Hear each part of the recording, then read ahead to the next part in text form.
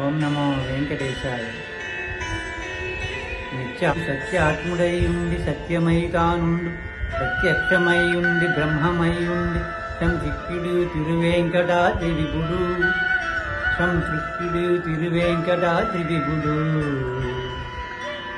ఏ మూర్తి ఎల్లలోకములేని నాథడే మూర్తి కైమోక్షమీయ జాలనాథ, లే మూర్తి నిజమూర్తి ఏ మూర్తి ఎనుగాడు, ఆ మూర్తి తిరువేంకటాద్రి విభుడు, ఆ మూర్తి తిరువేంకటాద్రి విభుడు.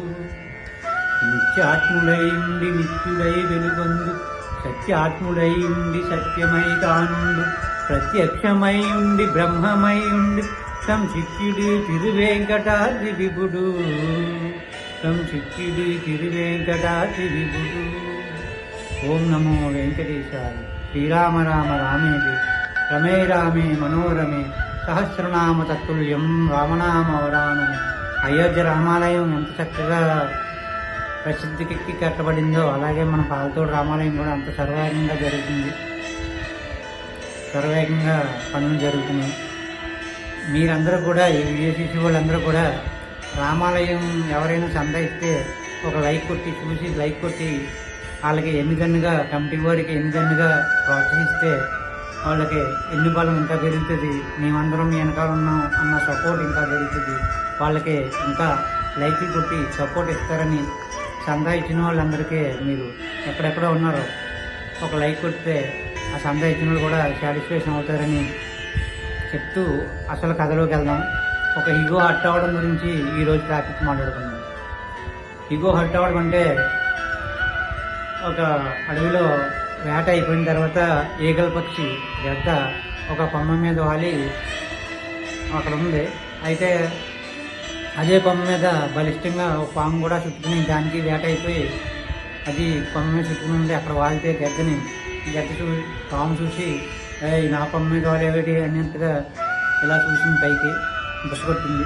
గద్ద కూడా ఇది తప్పుడుదేం కాదని నేను మామూలుగా వచ్చి నించున్నాను అని రెండు దర్శనం పడతా సిద్ధంగా ఉండి రప్పుకుంది. వారితో రక్కింది, పామేమో బుసగొట్టింది. మొత్తం మీద వారు మొదలైంది. ఒక 4 గంటలు రెండు హోరాహోరీగా దెబ్బలాడుకున్నాయి. ఈ దెబ్బలాటలో పాము చచ్చిపోయింది. గద్దకి కూడా గాయాలైన రెక్కలయ్యి నిప్పట్టి ఇరిగిపోయిన పని అయింది. కానీ ఏదో ఓపిక తెచ్చుకుని జాయిగా లేచి వెళ్ళి తన గూడికి వెళ్ళింది. ఇల్లుకెళ్ళి గూడు గుర్తులకి గూడులో ఉన్న గుడ్లన్నీ పక్షులు చిన్న పిల్లలు కూడా చనిపోయింది.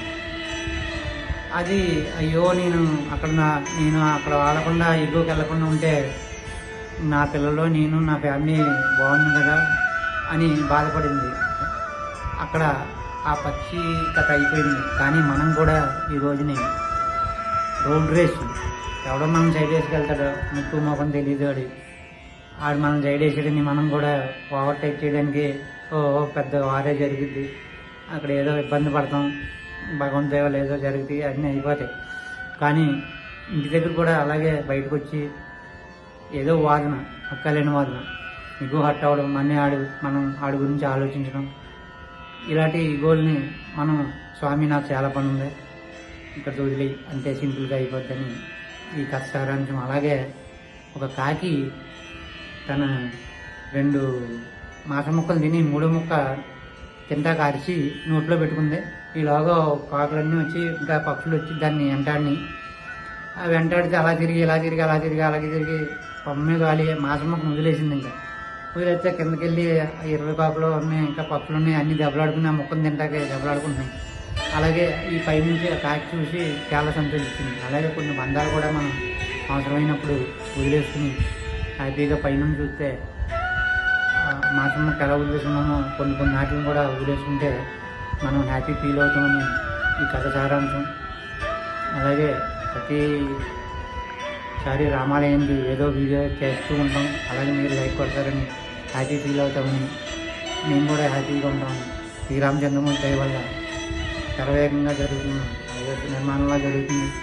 అది అందరూ ప్రోత్సహిస్తారని, సందాలు దండిగా ఇస్తారని కోరుకుంటూ సెలవు తీసుకుంటాం.